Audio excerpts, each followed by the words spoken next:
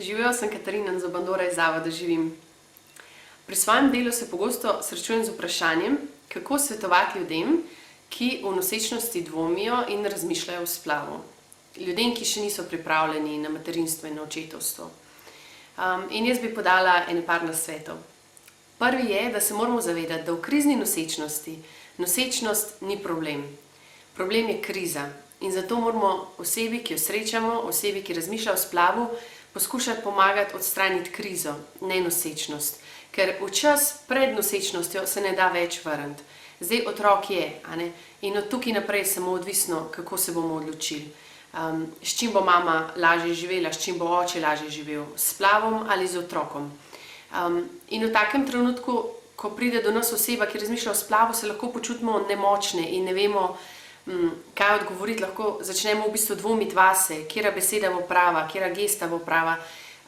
In tukaj moramo zelo paziti, zato ker to je v bistvu že napuh, ko razmišljam, jaz bom rešila mamo, jaz bom rešila ta problem. Jaz ne morem rešiti problema. V bistvu, ko pride ena taka oseba, ko ne vemo, kako rešiti problem, ga moramo vedno rešiti na kolenih. Kar pomeni, prva stvar je, da se obrnemo na Boga.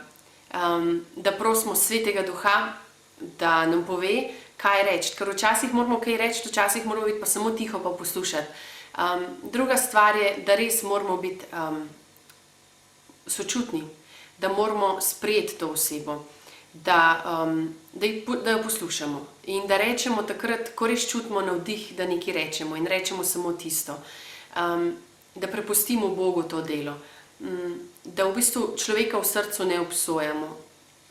Ker tudi, če ne bomo obsojali z besedami, se bo naš nagib do človeka že čutil preko vsega, kar bomo delali. Tako da je zelo pomembno, da res imamo v srcu ljubezen, ki jo potem lahko damo. Tretja stvar je, da ponudimo konkretno pomoč. Enkrat sem imela eno predavanje za najstnike na Gorenjskem in sem jim govorila o splavu, o razvoju otroka. In kasneje je ena od teh najstnic srečala svojo kolegico, ki je bila noseča in je zaupala, da bo šla na splav.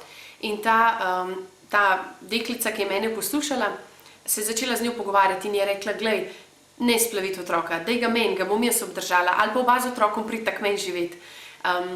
In v bistvu to njeno kolegico je ta konkretna pomoč tako ganila, da je dejansko potem otroka obdržala. Tako da vsak od nas je v tistem trenutku res poklican, da naredi ves svoj del. In zadnja stvar, ki se mi zdi, da je ključna, je, da se zavedamo, da se bojujemo proti grehu, ne proti človeku. Človeka ljubimo in poskušamo narediti vse, kar je v naši moči, da osebi pomagamo.